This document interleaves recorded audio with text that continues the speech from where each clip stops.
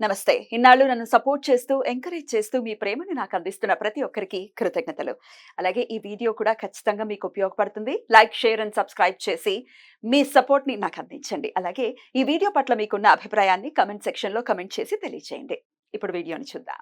జ్యోతిష్య శాస్త్రం ఒక అద్భుతం. వేదాంగమైన జ్యోతిష్య శాస్త్రం అనేటువంటిది మానవ జీవన గమనానికి ఒక వరం. జ్యోతిష్య శాస్త్రం నీ జీవితంలో వెలుగునింపే ఒక భాష.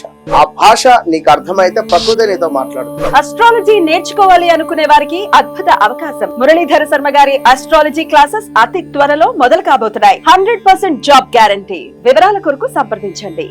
నమస్తే, వెల్కమ్ టు అవర్ ఛానల్. నేను పద్మిని. ప్రస్తుతంతో పాటు ప్రముఖ ఆధ్యాత్మికవేత్త, అస్ట్రాలజర్, అలాగే లైఫ్ కోచ్ శ్రీమతి డాక్టర్ సుధా గారు మనతో పాటు ఉన్నారు. మాట్లాడదాం. సుధా గారు నమస్తే అండి. నమస్కారం పద్మిని. బాగున్నారా సుధా గారు? ఫైన్. మీరందరూ ఎలా ఉన్నారు? మేము అందరం బాగున్నాం. గుడ్. సెప్టెంబర్ మాసం వచ్చేస్తుంది. మీరు బోర్డు మీద రాసినట్టుగానే ఎస్, సెప్టెంబర్ భాద్రపద మాసం కూడా సెప్టెంబర్ ఇంచుమించు 4వ తారీఖు మొదలవుతుంది. ఎలా ఉండబోతోంది సెప్టెంబర్ మాసం ద్వాదశ రాశుల వాళ్ళకి?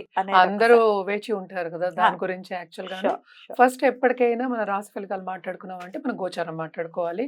సో ఇక్కడ ఏమేమి ప్లానెట్స్ అంటే గ్రహాలు ఉన్నాయో చూద్దాం. ఏ ఇంట్లో ఉన్నాయి, ఏమేమి రాశిలో ఉన్నాయో చూద్దాము. సో ఫస్ట్ మనం ఎప్పుడు మాట్లాడుకునేది ఏంటి, మనం గురువు గురించి మాట్లాడుకుంటాం. గురువు ఏమో మనకేమో వృషభంలో ఉన్నారు. అలాగే మనకి మార్స్ అంటే ఏంటి, మేషానికి అధిపతి. ఆయన ఏమో ఎక్కడికి బుధుడి ఇంట్లోకి వస్తున్నాడు అనమాట, అంటే మనకి మిథునంలో. అలాగే బుధుడు దిగుతున్నారు ఎక్కడికి, మనకి సింహానికి.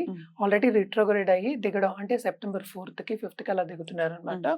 తర్వాత కేతు ఏమో మనకి కన్యలోనే ఉన్నారు. అలాగే రాహు మనకి మీనంలో ఉన్నారు. శని ఏమో రిట్రోగ్రేడ్ లో మనకి కుంభంలోనే ఉన్నారు. ఇంకోటి ఏంటంటే మనకి ఇక్కడ శుక్రుడేమో మనకి ఆగస్ట్ ఎండ్ నుంచి మనకి సెప్టెంబర్ 18th వరకు ఇందులో అంటే ఏంటి కన్యలో ఉంటున్నారు. మళ్ళా ఆయనేమో తులాకి వెళ్తున్నారు సెప్టెంబర్ 18th కి. రవి ఏమో మనకి సెప్టెంబర్ 16th కి కన్యకి దిగుతున్నారు అనమాట. అలాగే బుధుడు నేను ఇందాక మాట్లాడినట్టు కిందకు వస్తున్నారు, సింహానికి వస్తున్నారు. సో ఇవి గ్రహచారాలు. మనం ఎప్పుడు అనుకున్నట్టే కొన్ని రాసులకి చాలా బాగుంటాయి, కొన్ని రాసుల వారికి మిశ్రమంగా ఉంటాయి. జనరల్ గా మనం చూసామంటే అన్ని మిశ్రమ ఫలితాలే మనం చెప్తూ ఉంటాం, ఎందుకంటే మనకి షార్ట్ టర్మ్ పీరియడ్ ఇది, అంటే 30 రోజులకి మాట్లాడుకుంటున్నాము. సో ఈ గ్రహచారం పట్టే మనం అన్ని రాసుల వారికి మాట్లాడుకోవాలి. సో అందరికి మిశ్రమ ఫలితాలు కొన్ని రాశులకి చాలా బాగుంటాయి. ఎస్పెషల్లీ వృశ్చిక రాశికి, మేష రాశికి చాలా బాగుంటుంది. ఎందుకు బాగుంటుంది అనేది కూడా ఒకసారి మనం వివరంగా తెలుసుకుందాం. అలాగే సో మంత్లీ కాబట్టి 30 రోజులకి సంబంధించి కాబట్టి కుజ, బుధ, రవి, శుక్రుల్ని బేస్ చేసుకుని మీరు ఇప్పుడు చెప్పేటటువంటి ఫలితాలు మొత్తం అన్ని చూసుకుంటాం. ఎందుకంటే అరే కేతు, రాహు కూడా చూసుకోవాలి కదా, మేజర్ గ్రహాలు. ఎప్పటికైనా గ్రహచారం అంటే ఏంటి, గోచారం చూసినప్పుడు మనం మేజర్ గ్రహాలని ఎక్కువ తీసుకుంటాం, అంటే పరిగణనకి ఎక్కువ తీసుకుంటాం. ఇవి చిన్న చిన్న అంటే ఏంటంటే తొందరగా మూవ్ అయ్యే ప్లానెట్స్ కనుక మనం కొంతవరకు చెప్పగలుగుతాం. ఏదైనా సరే వ్యక్తిగత జాతకం మీద ఆధారపడి ఉంటుంది. డెఫినెట్లీ ఏది జరిగినా 1 minute లో జరుగుతుంది, ఒక్క రోజు చాలు కదా. అదే కరెక్టే. బట్ ఏంటంటే అది లైఫ్ లాంగ్ వాళ్ళకి అది రిజల్ట్స్ అనేవి కనిపిస్తూ ఉంటాయి. కానీ అదే మంచి ఫలితాలు అయితే తప్పక అందరూ సంతోషిస్తారు. అవే ఏంటంటే కొంచెం ఏదైనా నలత వచ్చింది, లేకపోతే మెడికల్ ఇష్యూస్ వచ్చాయి, లేకపోతే మనీ వెళ్ళిపోవడం, అలాగే సంపద పోవడం కానీ, లేకపోతే ప్రమోషన్ రాకపోవడం కానీ, లేకపోతే ఉద్యోగం పోవడం కానీ, ఉద్యోగం మార్పిడి కానీ, ఇలాంటివి జరిగినప్పుడు అందరికీ కన్సర్న్ అనేది ఎక్కువ అవుతుంది, యాంగ్జైటీ ఎక్కువ అవుతుంది. వీటన్నిటికీ మనం చెప్పేది మోస్ట్ ఇంపార్టెంట్ ఏంటంటే మనం పరిహారాలు చేయాలి, రెమెడియల్ మెషర్స్ చేయాలి. అదే తప్పక లాంగ్ టర్మ్ చేయాలి కదా. రెమెడియల్ మెషర్స్ ఇవాళ చేసి రేపు అయిపోవాలి, నువ్వు అన్నట్టు క్షణాల్లో అయిపోయే విషయాలు కాదు కదా. So long term. మరి కుంభరాశి వీరికి ఎలా ఉండబోతుందండి సెప్టెంబర్ మాసం? కుంభరాశి వాళ్ళకి టు సర్టన్ ఎక్స్టెంట్ బాగుంటుందని చెప్పుకోవాలి. ఏలినాట్స్ అని ఉన్నప్పటికీ వీళ్ళకి ఏంటంటే మనకి రవి సంచారం చాలా మంచి సంచారం, ఓన్ హౌస్లో ఉంది. సో పార్ట్నర్షిప్ బిజినెస్ చేసే వాళ్ళకి తప్పక చాలా బాగుంటుంది. వీళ్ళకి కాంపిటేటర్స్ అనేవాళ్ళు తక్కువ అవుతారు. పార్ట్నర్షిప్ బిజినెస్ చేయడంలో విస్తరింపు అనేది వస్తుంది. అంటే ఏంటంటే వేరే బిజినెస్ చేయడం అనేది జరుగుతుంది, మంచి పార్ట్నర్స్ ఉంటారు, వాళ్ళలో అనుకూల పరిస్థితి అనేది ఉంటుంది. అలాగే దాంపత్య జీవితంలో కూడా కొన్ని ఇబ్బందులు ఉన్నప్పటికీ మిస్అండర్స్టాండింగ్ తగ్గి అండర్స్టాండింగ్ నేచర్ అనేది వస్తుంది అని చెప్పాలన్నమాట. అలాగే కొత్తగా పెళ్ళవ్వాలి అనుకునే వాళ్ళందరికీ కూడా మంచి opportunities, especially first half of this month అనమాట. పెళ్ళయ్యే ఛాన్సెస్, కుదిరే ఛాన్సెస్, పెళ్ళయ్యే ఛాన్సెస్ కూడా ఉన్నాయి అనమాట. శని కూడానే ఉన్నారు కనుక తప్పక వాళ్ళు ఏంటంటే శ్రమ అనేది ఉంటుంది.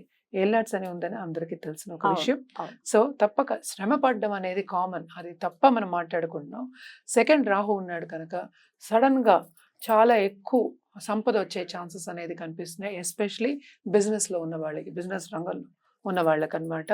అండ్ ఆల్సో మనం చూసామంటే గురు సంచారం కూడా to certain extent okay. Only thing ఏంటంటే థర్డ్ లార్డ్ ఏమో మనకేమో ఫిఫ్త్ లో ఉన్నాడు కనుక కొంత పిల్లల బాధ్యత అనేది ఎక్కువ అవుతుంది, వాళ్ళ మీద ధ్యాస పెట్టడం అనేది ఎక్కువ అవుతుంది. అండ్ ఆల్సో ఏంటంటే మనం చెప్పిన మాట వినకపోవడం కానీ, కొంచెం అనుకూల పరిస్థితి అనేది కొంచెం తగ్గుతుంది. అండ్ మనం మాట్లాడుకునేది కూడా second half of this month కాదు, first half of this month బాగుంటుంది అనుకో. ఇదైతే హోల్ మంత్కి. అంటే పిల్లల పరిస్థితి కొంచెం చూసుకోవాలి, వాళ్ళని కనిపెట్టుకుంటూ ఉండాలి అనేది సూచన అనమాట. బిజినెస్ విస్తరింపు మాత్రం చాలా బాగుంది వీళ్ళకి. అలాగే ఏంటంటే ఫారినర్స్తో డీల్ చేసేవాళ్ళు, వేరే కంట్రీస్తో వాళ్ళు బిజినెస్ రిలేషన్షిప్ పెట్టుకునే వాళ్ళందరికీ చాలా మంచి సూచనలనే చెప్పాలన్నమాట. అండ్ ఆల్సో మనం చూసాము అంటే శుక్రుడు కూడా మనకి మూవ్ అవుతున్నారు ఇక్కడికి. అంటే ఏంటి, మనకి 9 ఏళ్ళు ఓన్ హౌస్ లో ఉంటాయి. సో భాగ్యం అనేది బాగా డెవలప్ అయి ఉంది, భాగ్యం బాగుంటుంది అని చెప్పాలన్నమాట second half of this month. ఇది మన దాంపత్య జీవితం అది మాట్లాడుకున్నాం, ఇది భాగ్యం. భాగ్యం బాగుంటుంది అని చెప్పాలన్నమాట. అలాగే వీళ్ళకి స్పిరిచువల్ డెవలప్మెంట్ కూడా ఎక్కువే కనిపిస్తోంది. ఎక్కడ జాగ్రత్త వహించాలంటే వీళ్ళు property issues, especially court cases కానీ అలాంటివి ఏమైనా ఉంటే కనుక తప్పక అది వాయిదా పడతాయి అండ్ లాంగ్ టర్మ్ వెళ్తుంది అది అని చెప్పుకోవాలి, ఒక తీర్పు అనేది రాదనమాట. అండ్ ఆల్సో శని కూడా ఉన్నారు కనుక తప్పక శ్రమ అధికం ఆల్రెడీ చెప్పాము, స్టూడెంట్స్కి మంచిది కదా, వాళ్ళు శ్రమ పడాలి. సో స్టూడెంట్స్కి బాగుంటుంది. అలాగే నిరుద్యోగులకి ఉద్యోగ అవకాశాలు వస్తాయి, ఎవరికైనా ఉద్యోగం పోయింది ఇంట్లో కూర్చున్నాము లాంగ్ టర్మ్గా అన్న వాళ్ళందరికీ మంచి ఆపర్చునిటీస్ అనేవి మనకి కనిపిస్తున్నాయి, especially second half of this month. And also ఏంటంటే వీళ్ళకి కూడా ఖరీదైన వస్తువులు కొనుక్కునే ఛాన్సెస్ ఎక్కువ కనిపిస్తున్నాయి. అండ్ ఆల్సో ఇన్వెస్ట్మెంట్ రంగంలో ఉన్న వాళ్ళకి కూడా లాభాలు చేకూరుతాయి. అంటే ఏంటి, పూర్తిగా అని చెప్పట్లే, లాభాలు చేకూరుతాయి. అందుకనే మిశ్రమ ఫలితాలు అని చెప్పుకున్నాం అనమాట. సో హెల్త్ విషయంలో మాత్రం వీళ్ళు తప్పక especially second half of this month కొంచెం జాగ్రత్త వహించాలి. అలాగే మనం చూసాము అంటే వీళ్ళ పార్ట్నర్, దాంపత్య జీవితంలో ఉన్న పార్ట్నర్స్ కూడా మంచి ఆపర్చునిటీస్ వస్తాయని చెప్పుకోవాలన్నమాట. పరిహారాల విషయానికి వస్తే కనుక ఏం చేసుకోవచ్చండి? తప్పక శని కాళ్ళు పట్టుకోవాలి. శనీశ్వరుడు కాళ్ళు పట్టుకోవాలి అంటే ఫస్ట్ ఈశ్వరుని కూడా కొలవచ్చు మనం. అంటే దంపతులు, ఈశ్వరుడు దంపతులు అంటే హోల్ ఫ్యామిలీ ఒక పటం పెట్టుకుని లేకపోతే విగ్రహం పెట్టుకుని మనం ఏమో పూజ చేయడం అనేది మంచిది. అలాగే శనివారం హనుమాన్ చాలీస చదువుకోవడం, అలాగే ఏంటంటే హనుమంతుడికి మనం పూజలు చేయడం, ఎస్పెషలీ మనకి గారెలతో పూజలు, ఆకు పూజలు అవన్నీ చేస్తూ ఉంటారు, అవన్నీ చేయడం అనేది చాలా మంచిది. మనం జనరల్గా చెప్పుకోవాలంటే ఈ నెలంతా గణపతికి తప్పక ఆరాధించడం, నిత్యం ఆరాధించడం. రైట్. డెఫినెట్ గా ఇలా మిశ్రమ ఫలితాలు వస్తున్నాయి కాబట్టి జాగ్రత్తలు వహిస్తూ కుంభరాశి వారు చాలా ప్రశాంతవంతంగా ఈ మంత్ ని డెఫినెట్ గా డీల్ చేయాలి. మంచి ఉంది, కొంత చెడు కూడా ఉంది.